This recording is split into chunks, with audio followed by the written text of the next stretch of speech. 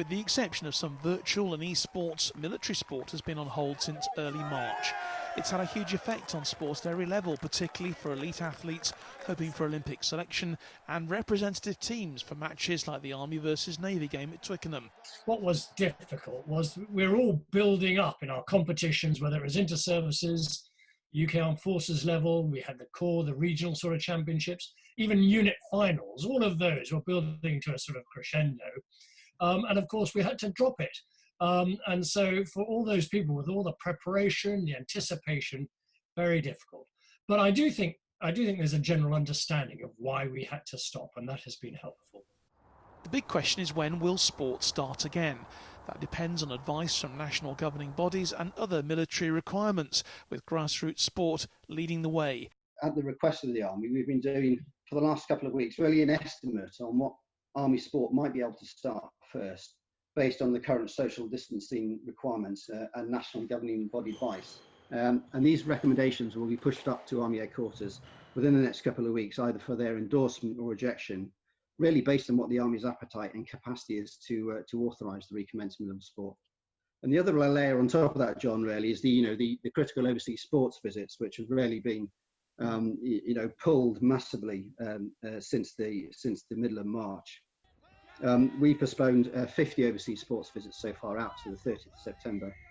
And Army headquarters will make a decision in the next couple of weeks based on their analysis of all overseas discretionary activity on whether to extend that suspension of overseas sports visits further out to the end of the year. There's lots of risk assessments going on now, and that's going to be part of the new normal, and people will actually really get used to doing them properly, such that we can conduct the activities in a government and COVID compliant manner.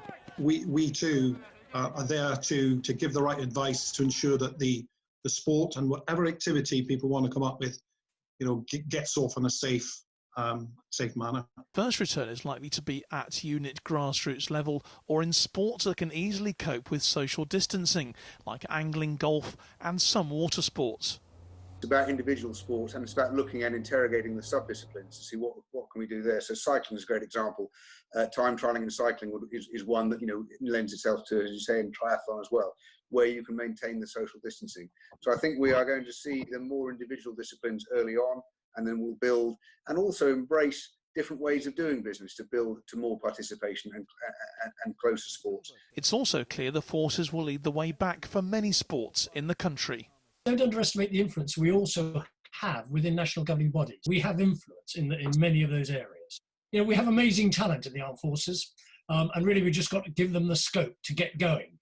That's obviously got to be within the government guidelines and our own NGB guidelines in terms of the conduct of the actual activity. But once we get a bit of a green light going, the talent that's around will ensure that we can do a regain on this, I think, very effectively. It's recognised that sport is essential for the well-being of forces personnel, but a return to action will only be possible when it's deemed safe. John Knighton, Forces News.